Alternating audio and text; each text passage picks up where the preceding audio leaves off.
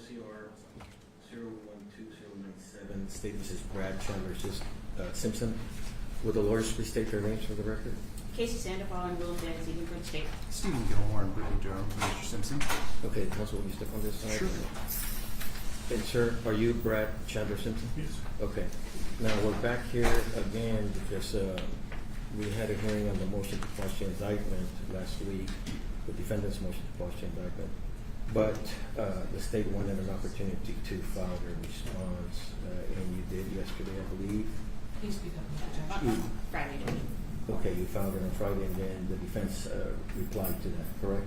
Yes, we filed a short response. Okay, now let me also get, you now filed another motion for production of grand jury evidence pursuant to Article 20.02. That was filed on the 28th. So on that, we're going to hold off until a later time to see, give the state some chance to, an opportunity to answer. Okay? Of course. And now with regards to the motion to quash, and we, I think, are on count 1, paragraph B, the act clearly dangerous to human life. Do you have any argument? Judge, just a brief further argument. I want to refer you to a section in Lugo, which is a case that the defense cites, and just point out that Lugo says that A1 and A2 are functionally equivalent, and what they bring up is that a knowing murder under A1 implies a knowing murder under A1 implies an act that is objectively clearly dangerous to human life. So they are functionally equivalent, A1 and A2.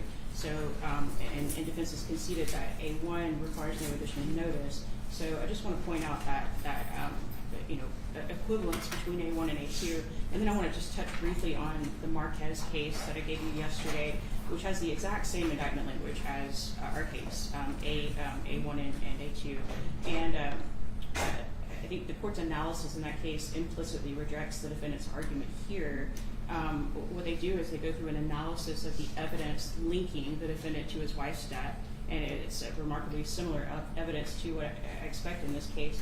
And what they say at the end is the jury can infer that act from evidence linking the defendant to his wife's death. So in that situation, what the court's saying is that there can be no evidence of the act itself, and the jury can still infer that and find that A2 murder. So for those reasons, and also for the reasons in the brief, the first and second brief that the state has filed with the court, we're asking the court to deny the motion. Okay, and counsel? Judge, just I guess to briefly respond, nowhere in the entire opinion in Marquez do they discuss notice. They're only discussing sufficiency of the evidence, what the jury heard at trial. State versus Rosenbaum, the Court of Criminal Appeals says we don't test the sufficiency of an indictment based on the evidence they expect to see at trial. It's tested by the law.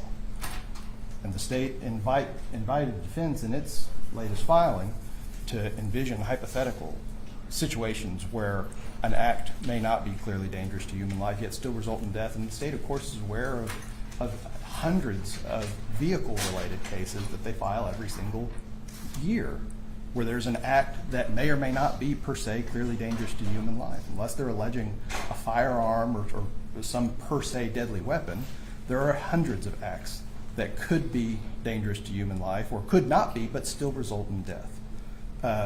Lastly, Judge, if the state wants the benefit of presenting this case to a jury on a lower mental state, not intent or knowingly committing a murder, but rather a lesser intent to cause serious bodily injury, it follows that they also assume a greater burden to plead in their indictment, greater specificity, to put me on notice so that I can defend against whether the act occurred or whether the act, if one did occur, had any link in the chain of causation that resulted in someone's death.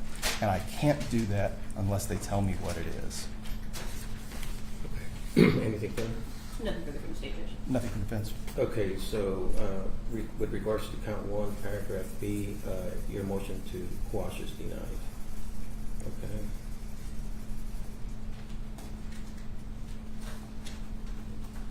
Of course, if the state comes into more information at a later time, then you act appropriately on that, okay?